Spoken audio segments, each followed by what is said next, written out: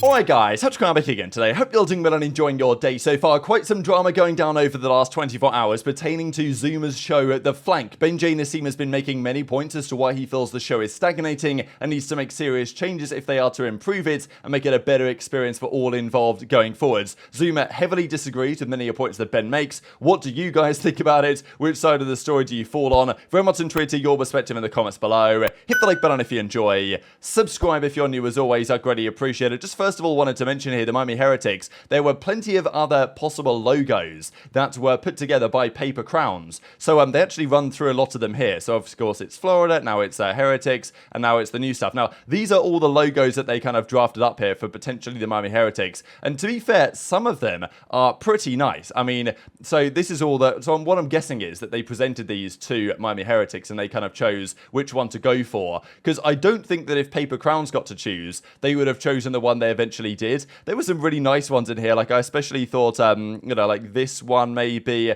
like with the palm trees, or, you know, there's a few nice ones. And then they went through all of their different options. They came together and eventually they settled on this one, which I feel like of all the options, it doesn't make me feel like, wow, like this is definitely the best one. Like I think there were some other options there, but nonetheless, pretty cool to see the process behind something like that. Also thought this is very entertaining with Crone managing to successfully instigate Clayster to come at methods here. So yeah, D-Rider, he's in the community, someone tag him, Clayster's at Zinni, and then we even got this, which I thought was just absolute goals. Text from my dad, all good? Yes, what wouldn't be all good? I've seen Clayster calling you a dick rider. Fantastic stuff from Zinni's dad, so good entertainment to start off the video. But we've got to dive into all of this talk around the flank as of late. So the flank started with a show, ZooMaa of course, and J Nissim. It was just those two back in the Cold War days. ZooMaa had just retired, and the flank was something that we hadn't really seen in Call of Duty before, was fantastic as a piece of content for especially the fans, and remains that way to this day.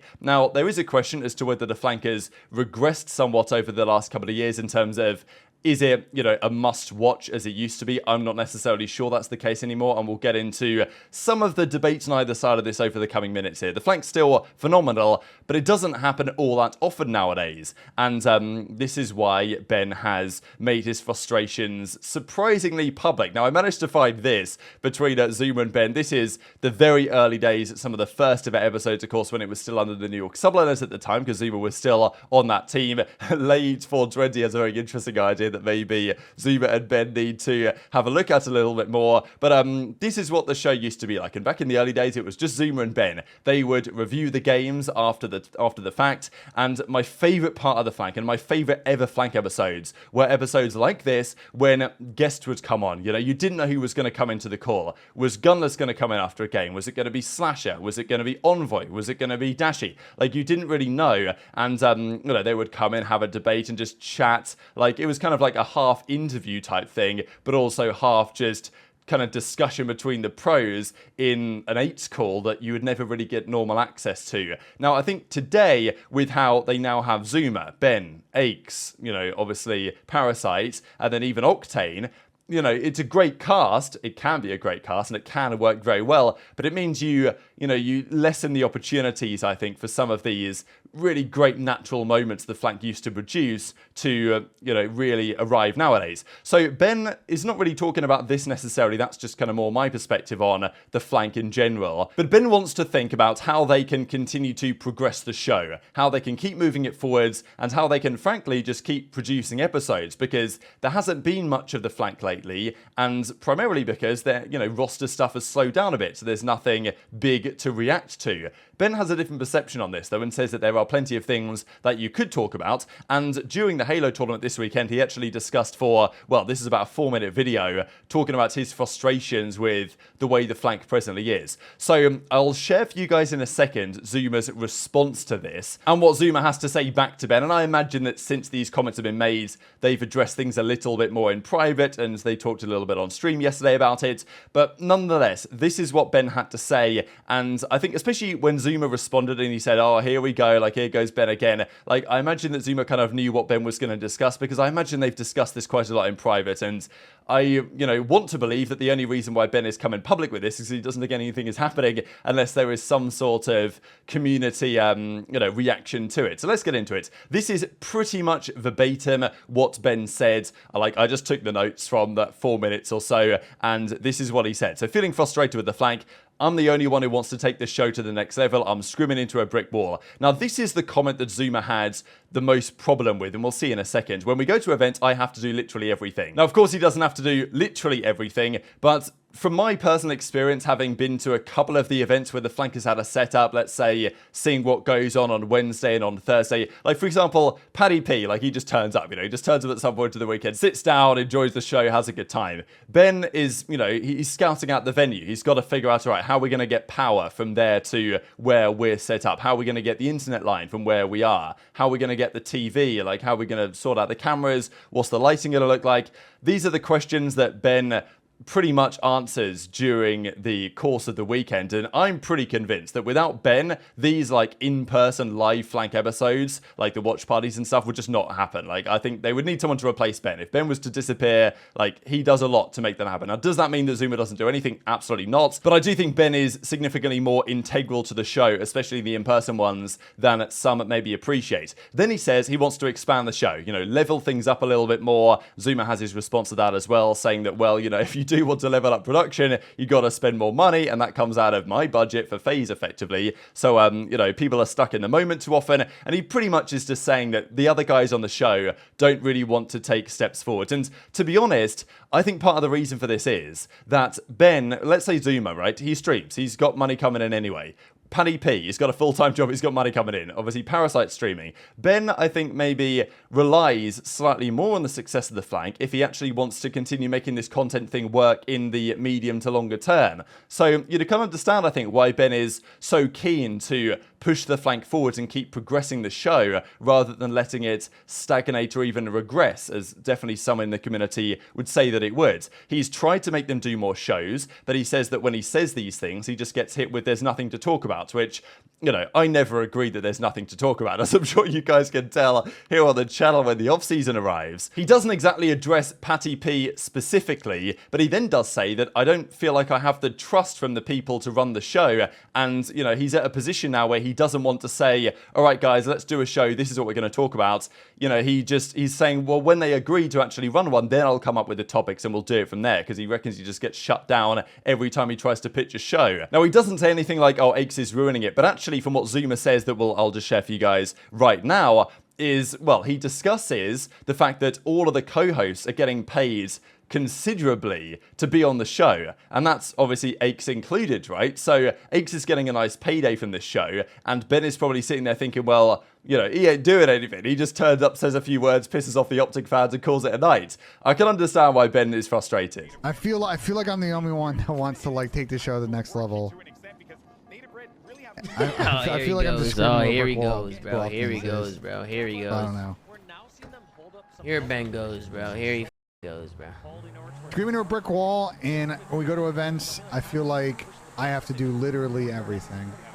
Ah, this guy's it's a little, you can understand from my perspective then, you know, why I'm a little frustrated about why things are, you know? That's so cap. So I'm hoping it changes. I'm really hoping it changes. What needs to happen? I mean, I want to expand the show. I want to start having. He's gonna say a bunch of bullshit. Shows. I want to level up our production of events. I want us to go to more events. I want us to level up our merch. I want us to stop doing one-off merch drops and focus on more like merch. We're literally planning right now. We're literally planning merch for the whole year. Like, we have drops being made for every event. Like, we're planning that. So I don't know why he's talking about that. And then networking more shows, guys. This guy Ben wants to do a show every week, talking about the same shit over and over and over again. He wants to do the same. He gets mad that we're not doing this. That we're not doing a show every week, talking about the same shit that we've already talked about. He's mad. And him saying that he does all the work at events is hilarious, considering he's on his phone the whole time and just walks away half the time when I'm even live. Focus on more of a year-round strategy. Like, I want to just start thinking a little bit more big picture, and I feel like people are just stuck in the moment too often. Like, my thing with the flank is I want us to plan out like 8 or 9 months in advance, and I feel like I'm the only one that like wants to do it. But I can't, because I don't work at FaZe, you know? I don't have the resourcing to be able to do it. I can't just do it by myself. It is what it is. I don't want to say anymore, bro. What is this guy saying, bro? But I'm like so tired of like saying we should do a show every week, and then I get hit with the like, we have nothing to talk about. Like, We don't. Bro, we go in circles every day about this shit. Chat, and then I get on the phone with Ben. And I go, what do you want to talk about? And he's like, I don't know, man. We'll figure something out. We'll do like community questions. I'm like, bro, what? You're just bullshitting. Like, you're just making shit up. Like, I want the shows to be high quality, like good shows. I don't want us forcing shows if things are dead right now and there's nothing to talk about. I don't want us forcing it. You know, it'll just be bad content when I could just do other things. This guy Ben has been annoying the f out of me, bro. A few moments later. This guy's actually been annoying me so much, bro. This guy has been driving me this guy Ben has been driving me insane, bro. And and then what was the other thing that he said, chat? What was the other thing? Better equipment at shows. Yeah, bro, and who do you think is gonna be paying for the equipment? It comes out of the FaZe funding, which, by the way, we're over our budget by a shit ton because we pay all the co-hosts very good. So we're just over budget because we pay all the co-hosts really, really good. And to be honest, they all get overpaid. Oh, for the amount of shows that we do, guys, they all get overpaid. You know what I mean? That's the problem. That's the problem. Ben always wants to do things and talks about the books and talks about money live on stream, but doesn't understand anything. Oh. He talks like I'm lazy and don't want to do shows. That's the way he talks, and I hate that because I grind more than anybody on the show. I grind more than anybody. You know, especially when Ben says he does everything, which is laughable, which is hilarious. Ben's just mad. I don't know why Ben's so mad. I don't know why he's so mad, bro. I don't know why he's so pissed off. I don't know what's wrong with this guy. And I always tell him if there's a problem, you can pick up the phone and call me. And he never calls me. He just goes on live stream and just starts talking in circles. That's what he does. He goes on live stream and he starts talking in circles. Put a lot of people on too. So I just wish people would have a little bit more respect, bro. So ZooMaa, of course, had a response to all that stuff. I was kind of, you know, disappointed that ZooMaa couldn't see eye to eye with Ben on anything he said, right? I think that there's, you know, although ZooMaa was frustrated with some of the ways that Ben said those things, and I get it, right? Ben's not perfect, obviously, but, you know, everyone has their flaws. But I do tend to think that Ben has the best interest of the improvement of the show at heart. And let's not forget, in the early days, right, it was, you know, ZooMaa and Ben, the flank, like it was their show together. And, you know, those are some of the fondest memories I have of the show, was of those two reviewing the games, and then they'd bring in pros of the call, and that was great stuff. Now, is that necessarily the way to improve the show over time? Not necessarily. And I think what they've done, bringing on other co-hosts, has created some very entertaining discussions. But it's not always the case. It is still, nonetheless, can be at times at the very least, a very disorganized call of just, you know, absolute chaos happening at the majority of the time. And, you know, especially when X is involved. And for people that say that there aren't things to talk about, like, I always think that there are. And I saw this nice comment here, I thought, or at least nice idea, some candy nipples on the Reddit, because it's been the case for me in the off-season in the past where, you know, there's not crazy amounts of news happening at the moment, but there's always things to discuss. And even if there is literally zero news, you can still take up a topic idea, like let's say, who's going to be the most improved player? Who's the dark horse team for the season? And as Candy Nipples nicely suggests, what about each host went to the effort of coming up with a sleeper team that can maybe break into the top 4 multiple times? Explain that story, go through it. You know, biggest takeaways from last season, what's the biggest changes we expect to see in terms of players, what flukes are going to fall off again, who's an MW2 merchant, etc, etc. Like, there's lots of ideas that you could do with this. Even look back at previous seasons, some of the storylines that newer fans might not necessarily know. And I know that ZooMaa wants all the shows to be big and, you know, big topics and everything, but, you know, I think people are going to watch if there's good engagement and good discussion. So this is kind of where it gets to nowadays, and we get Ball Welcome saying, all right, if we have to blow up the flank, like, what changes should or, you know, could potentially be made? Because I think discussions between these 4 guys plus Octane, and Octane has a lot to bring to the show as well, I think, can be really good and informative and entertaining if they are structured well. And maybe Ben has his ideas on how he wants to do it, whether he wants it to be like a first take type thing or whatever. I'm sure that there's, you know, disagreements there, how ZooMaa perceives the show, how Ben perceives the show. But I totally get his perspective that if things don't change and if things continue as they are, the show will just continue to be the same, you know, disorganized, always call going into next season as well, and nothing's really going to, you know, maybe improve as some people would like to see it. Does that mean that X has to go? Not necessarily, but, you know, as I said, I do miss the days where it was ZooMaa and Ben plus others, especially for the kind of daily watch parties and the post-match flanks. I think that for like these shows where, let's say it's like a one-off show reacting to roster moves, it makes sense to have multiple co-hosts. But I don't know. I think there's maybe a better balance that could be found there for all parties involved. So some quite spicy words really said both ways between the two. I'm sure, you know, they're still good friends and they can resolve the issues here, but it does make me wonder what the future of the flank is going to be, because if Ben doesn't feel like ZooMaa wants to take it in the direction that he wants to take it, you know, Ben himself might just decide to call it a day and go do something else. So I don't know what the future holds, but very much interested to your perspective in the comment section below. Hit the like button if you enjoyed, subscribe if you're new, take care, and I'll see you next time.